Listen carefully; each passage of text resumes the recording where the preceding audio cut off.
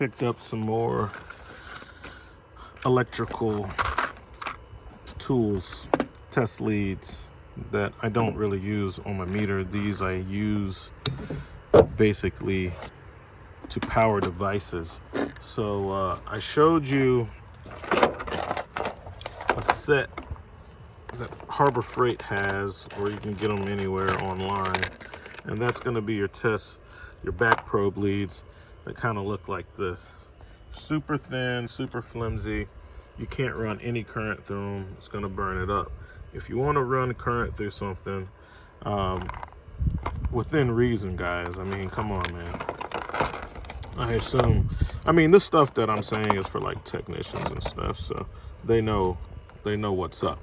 So like a back probe kit like this is simply for voltage measurement, and like the kits that I buy, and I lose them from time to time, you know, something with a stout lead like that is better for running voltage through, but it's too big to get into the little small connectors like this. If you're trying to actuate a motor, you're finding the power and the ground, and you're trying to basically use your probe as the actual wire. So you're going to need something a little smaller. So what I typically use are going to be sets like this.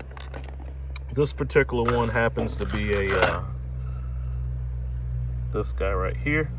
And what it has, guys, as you can see, those little gold leads, they come in different sizes, and the 1 millimeter pins, they work the best. So I have my leads that came with the set, which are, they feel like silicone leads, but let's pop one of these caps off so you can see. Okay, so as you can see, I have that small 1 mil on there, and it's a lot smaller than, say, this guy, right? Let's get it to focus. So when it's time to go into a connector like this, when you need to bump in a Schwintek motor or a power gear, you see that can easily fit in there without deforming and spreading out the connectors. So it makes a really good fit. All right, and that's basically the goal. I don't need it to be super snug. I'm just giving it a little power so I can, you know, do what I need to do. I mean, if you're an RV tech, you know why you would be doing that. All right, so I also talked about, so yeah, it comes with different sizes. Even this one is that'd probably be the biggest you'd want to go. I go with the smaller ones, but you know, these are pretty nice. This kit, it comes with a little wrench, so you can change those out. Then in this other little kit, which is just like, I can't even read Chinese, so I don't even know, but it's this kit right here. Not as nice as this one, but I didn't know what the quality is going to look like on either one, so I bought them both. Now when I go and I go to see how that's going to work out as far as sending the power, these will fit in there, you know. Let's see, let's get that. But only the tip, because it's too big. That's why I like the small ones. I don't want to take a chance with those. I'd probably use on the back, not the front, because I don't want to take a chance in deforming the connectors. So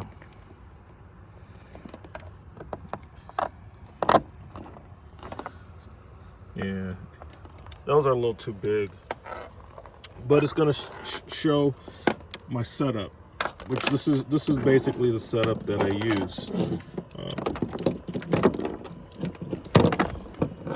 Now, what I'm talking about is using your 12-volt battery from your 12-volt power tools. This is why, even though the 20-volt stuff is stronger, I prefer the 12-volt stuff, because I can just go from tearing something apart, snatch my battery off, and use this as a power supply to bump out an awning or something that I'm troubleshooting, and I need to know, is the motor any good? Is it locked up?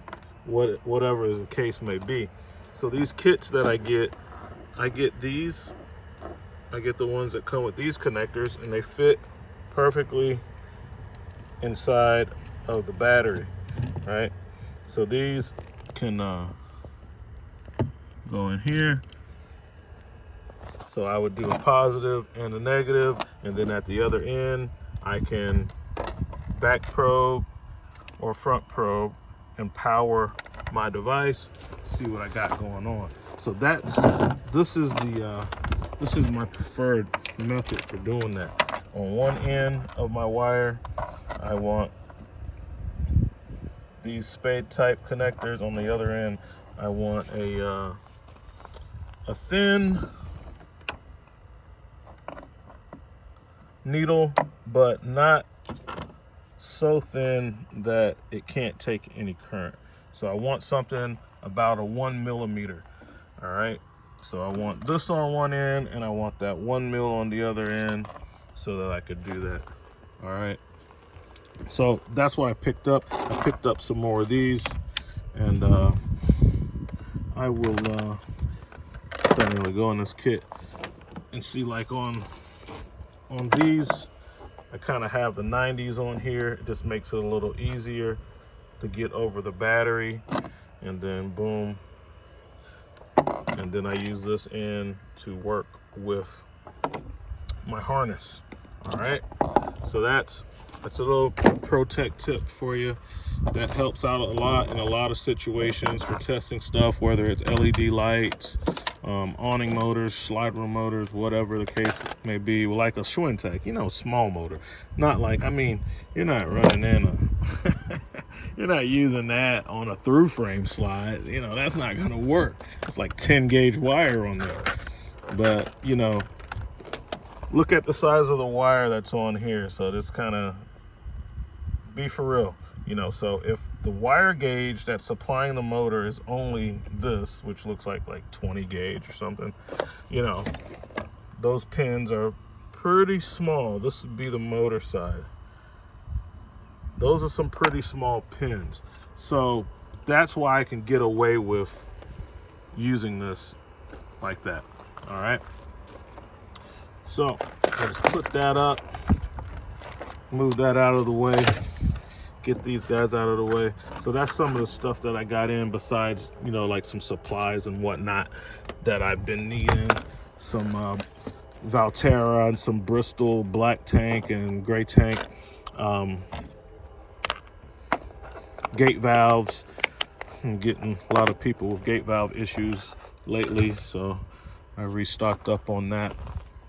So now let's go over some of the RV tools at work, because I have all kinds of leads, right? Like I took this whole Fluke case, which one of my meters came in, and I turned it into just test leads, right?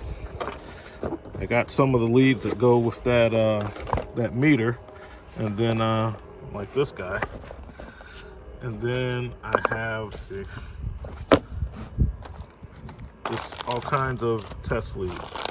I got a lot of test leads. Like I do a lot of electrical diagnostic work, and if you work on RVs as a professional technician, you are doing a lot of diagnostic work too, because everything in the camper has pretty much a power component, and when they stop working, that's probably the system that you're going to be checking. You can see this one, see how stout these are, and then they just taper down. It's already set up, because you know what I'm saying, that's how I roll. That's what I'm using this for. You can see this one, you see how stout that is, and then on the other end I have it set up with those same type connectors. It's tried, it's true, it works. It makes me very efficient.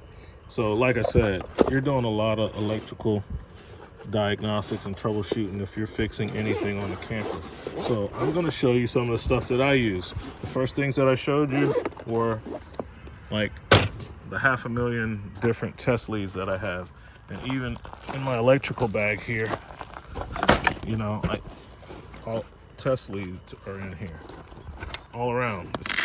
Test leads. Meter pouches with meters in them, but you gotta have test leads. Another, let's take a look at my bag. This is really nice. These come in handy. You know, it's like a 30 feet retractable test leads. And then, so those are alligator clips on both sides. And then for your meter, the Lang, these are, I think these are like only like 15. Yeah, 15 foot test lead, bro. That's money. So like I said, you know, you're gonna have to have a very strong discipline in electronics, principle and theories, especially on your low voltage stuff. You know, RV tech, we have to know it all. When you get your RV certifications, it covers so much stuff, and that's why it's so hard to get the real ones and to keep them, but not impossible by far. I do it. I've been doing it. I got conventions coming up and training seminars in Charlotte and Indiana coming up. You have to just keep doing them. Vendor training from the people who make all the equipment that we work on. You just keep doing it. RVTI, RVIA, you know, the real certification bodies for the RV industry. You look on a camper, it's going to have an RVIA sticker on it. That RVIA sticker goes along with the RVTI, RV Technical Institute, that's in Elkhart, Indiana. That's where we go to get our training, to get our certifications. And so I have to be certified in low voltage, and 110, and plumbing, and HVAC, all of that stuff. You know, you have to know all of that stuff. And it's very electrical and electronic heavy. So, especially with logic controls, which is pretty much in every camper nowadays has logic control systems. So, very advanced. So, here's some of the tools that I use. These are RV electrical tools that work. All right. Some of the stuff is like homemade tools. You're gonna need that too. You got to make some stuff that don't exist to make your job and your life easier. All right, so here are some of my meters. This is a case that I keep them in, foam case, you know, several thousands of dollars worth of equipment. I'm not just throwing them on the back of the truck. So I got the Fluke 87 5. Okay, that's the OG. That's the you know, bread and butter meter. I got a Schumacher battery tester. It's electronic load tester for the 12 volt system. I have a waterproof. This is I think it's IP66 water and dust. IP67 says it right there. IP67 rated waterproof, because you got to work in the rain sometimes and you cannot get these wet. These meters do not like to get wet. You get them wet, they're definitely not going to work properly, and you can screw them up, and they cost too much money to do that. All right, more test leads. These are the Fluke leads that came with it. You can see I got my standard leads on the back. I got my premium leads underneath, you know, the big boy alligator clip with a super strong spring, and then, you know, your various categories of leads. It's just saying how long the tip is. You're working on electronics or something, you want small tip.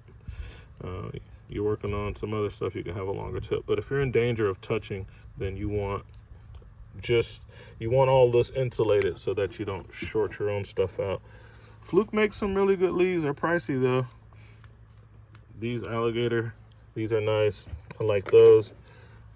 I have several no contact voltage detectors, maybe close to 10 of these. Why?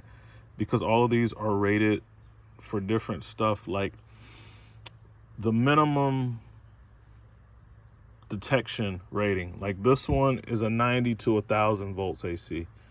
So if you're having a low voltage issue on the AC, okay, maybe you got a loose neutral, and instead of getting 110 or whatever, some of your stuff's showing up as like 60 volts. Well, 60 volts still hurts. And this fluke, because of the sensitivity range, will not pick up 60 volts or 80 volts. It starts at 90. So I have no contact voltage detectors that go all the way down to like 24 volts AC. Okay. So when I'm dealing with those weird situation, I know I'm troubleshooting a low voltage issue, I'm going to go for a more sensitive no contact voltage detector to protect myself. All right, so keep that in mind. You might think you have one that doesn't work. Check the rating on it.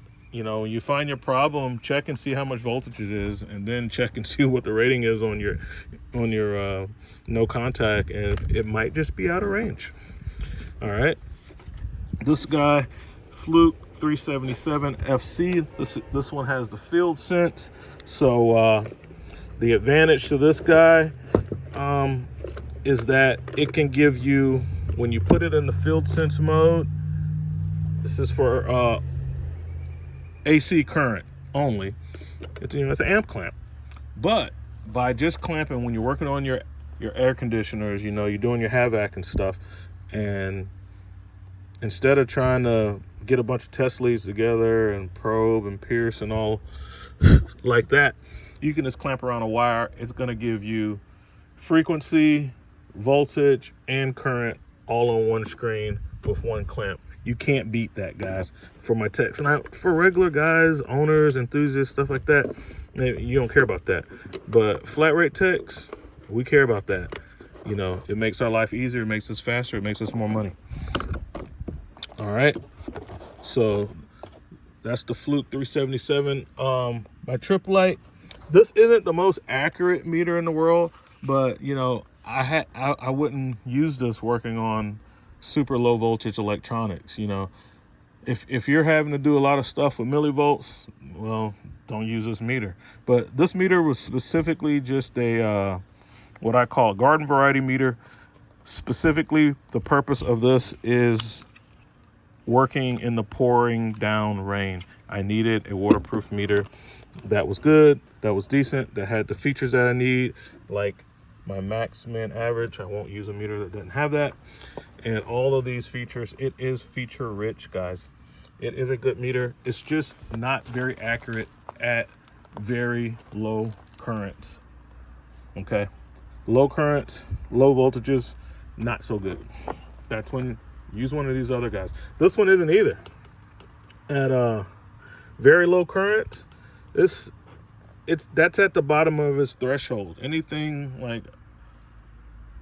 an amp or less, anything less than an amp, this is not your guy. Use this one. So that's another reason why I have so many meters. And then I keep in this bag, like my which is awesome with low voltage stuff, my Fluke 107. Love this meter. And also I have inside there, that is a parasitic drain test kit. Okay, that's a snap-on one. It's a snap-on parasitic drain test kit, which I need to use because my dad has a problem on his cars with the batteries dying. I replaced the battery twice over the last few years, and it has a new battery in it now, and he's having the issue with a parasitic draw, so I'll probably be using that. Okay, so that's that, guys. These are I consider these like essential tools. As far as like the homemade tools, I like to have a cutoff drop cord, and I put Wago on the hot side, and normally I keep a Wago on the neutral. When I'm having a problem finding a good ground in a camper, I find the nearest outlet to whatever I'm working on, and it's normally, when I'm doing this, I'm working on a DC system, but the camper is bonded. It's not really grounded, it's just bonded. So this will give it to me. This will too if I'm not having any problems on the AC side, you know what I'm saying, I can go with either the neutral or the ground and still get my 12-volt stuff. So that's why those two are free, and I got this one capped off because I'm never using the hot for anything. All right, so that's an example of a homemade tool, but mainly I want that ground if it's plugged in to shore power. If I'm not plugged into shore power, then, you know, I can go with neutral.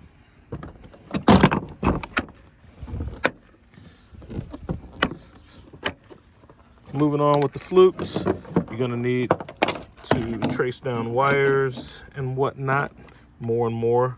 Your data cables and stuff like that. A lot of these air conditioner thermostats use data cables, and like I said, with the way the campers are going with more logic control, more high-tech stuff, the data part becomes a little more involved. So I got a good set of toners. These toners are very good. This is the Pro 3000. So this is the set. I love the bed of nails on these. Let's take a look at that bed of nails, guys.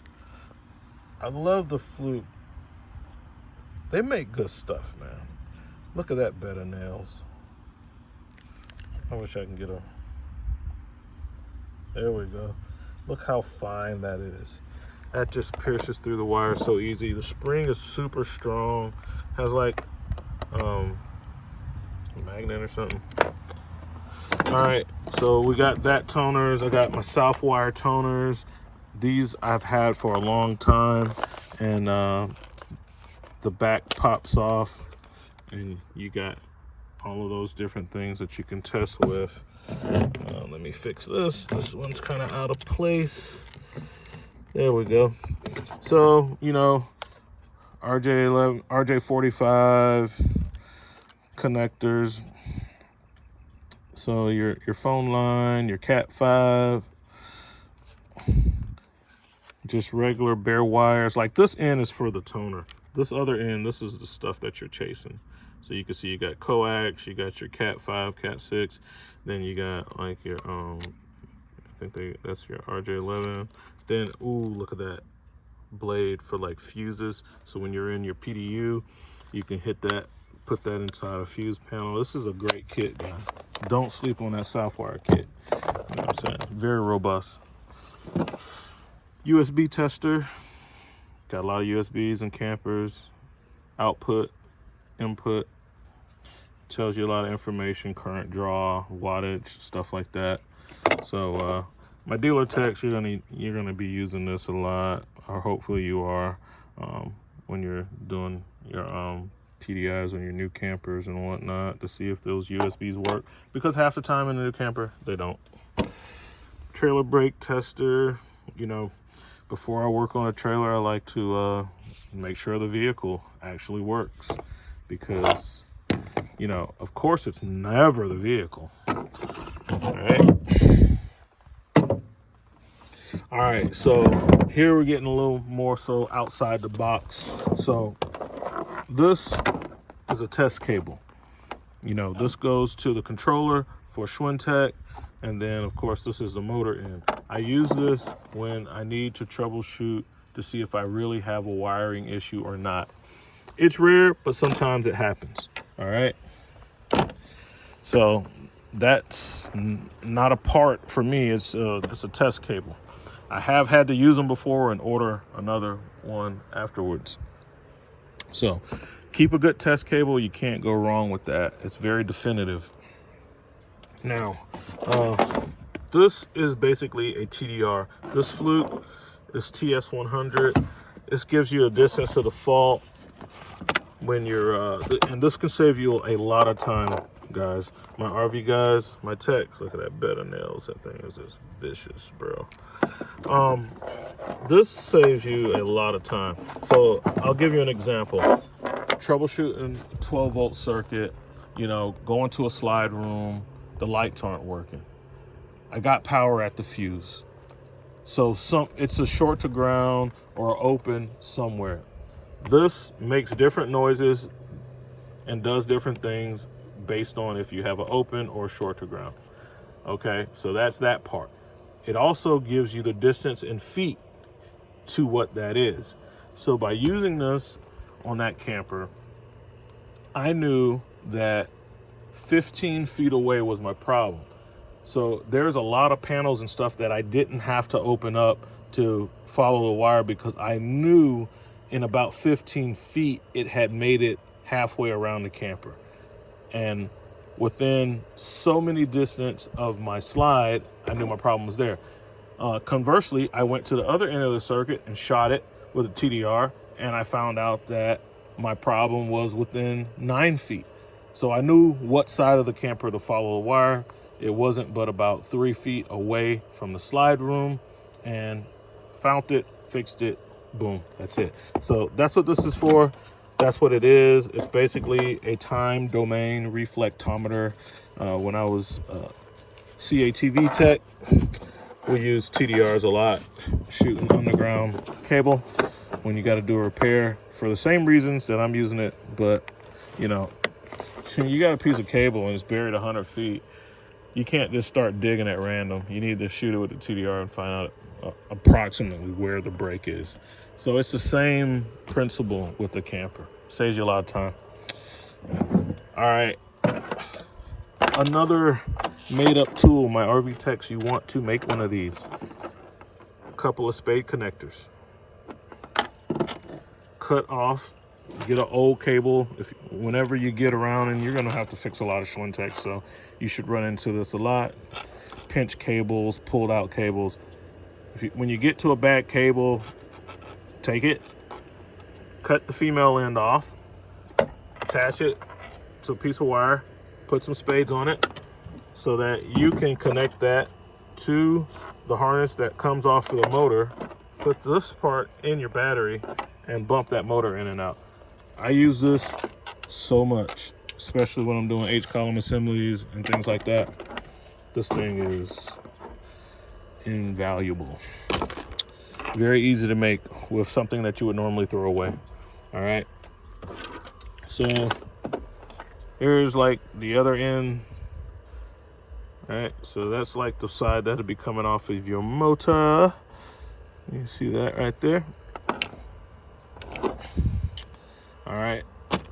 And well, why do I want that? Well, for checking the wire. If I'm trying to test this wire, and you know, you get that generic motor 2, 9 blinks, 8 blinks, whatever. It's just a general error that goes for a bunch of stuff. It's saying it's a wiring short. Well, I could plug this in here and I can use the continuity on my meter, and I can see if I really have a problem with the wire or not without taking a bunch of stuff loose. And then once I determine that, I can do a final test and just say, okay, now I'm going to use my test cable, run it, see if it works. Yep, I have verified that I really do have a wiring problem. All right. Now, why do I have these? You get this one, you can find at Harbor Freight. All right. This one, you're going to have to order online. So I use an advanced digital socket outlet tester, and it gives me like more information than just the lights, right? So it shows me what the voltage is. So if I have low voltage and stuff like that, it shows me that. And then it does everything that the regular style ones do, which these are electrical tools too. So I got this Sperry, you know, quick and dirty right here with my GFCI test. This has GFCI test too, but I get a lot more information from this without having to hook up a meter. So when somebody's having mainline 110 power issues, I'm always going to check the pedestal first. I'm going to shut down the unit. I'm going to check the pedestal, but you can't put this in the pedestal. So that's where these guys come in. If I'm working with a 30 amp service, especially when these so-called residential electricians go out and wire up a pedestal for a customer, they almost always wire it for 220 taking out the converter and a bunch of other stuff. It happens all the time. So the first thing I do when I get those calls, I tell the customer, unplug the camper. Yeah, you need to unplug the camper right now. And then when I get there, I plug this up into their pedestal, their service, and then I put my regular tool on the other end, and I check it to see what's going on. Now, the first thing I do is I normally get my multimeter, and I'm going to check it to see if it's, because this is not for 220. This is just for 110. This is a 110 device. I take my multimeter and I physically check the receptacle to see if they have wired a thing for 240 or not. If they have, just stop right there. That's your problem. You got a bunch of other stuff messed up that they're gonna end up paying a bunch of money for, but that, you know that you have to fix that first. After I fix that, then before I plug the camper back in, I hit it with this guy, make sure I got a nice 115, whatever, 120, 60 hertz, good frequency, good voltage, no faults, because it's going to tell you. Then I can move on. So that's what this is good for. If it's a situation where it's not wired for 220 because you've already, it's been working, they've been there for a year or whatever. Okay, I'm going to plug this up, I'm going to hook this up, and I'm going to look at the mainline power. And this will save you a lot of time and troubleshooting, guys, because you don't even have to touch the camper. Now, this one, on the 50 amp one, you need to be able to test both legs. That's what this guy is for. So I got one leg over here, the other leg right here. I test both legs. Make sure that I have clean power coming in and coming out. The other advantage of this, and I've seen this a lot, these things can lie to you, because sometimes you'll have a 110 electrical issue. You plug this in, it says it's good, but as soon as you apply a load, it drops down to like 40 or 60 volts. Stuff screwed up. So with this guy right here, I can plug in the Klein, and I'm testing the leg. I'm out on the pedestal. All right. Then I keep a fan. I keep a fan that uses like a corded fan to draw load. And I plug that in, and I see what happens when it's actually under a load. And that will save you a lot, okay? Because you do that test on the outside, and if it can handle the load, and then you use that same fan. I just use a fan works, it will tell on it. Turn the fan on high, go on the inside, double outlets, plug in the fan after you plug in your thing, and you have dropping down to 40 volts. Well, you have a wiring issue in the house. It's not on the main line power. It could be in the main line for the camper. It could be in the breaker box or somewhere else. But this really saves you a lot of time. So these are pro tech tips, guys, that I'm giving you. Like I said, this video is mainly for my technicians and stuff, people who work on this stuff. This is going to help you out. This is going to save you time. This is going to save you hours, make you money. All right. Then I got this guy. It's just the opposite. But these are the main ones that you got. But I keep a bunch of different adapters for different reasons. All right. This is kind of like a little dog bone that I keep when people don't have any power in the camper and I have to work on it, but they have like a garage or something. I just plug their 30 into that.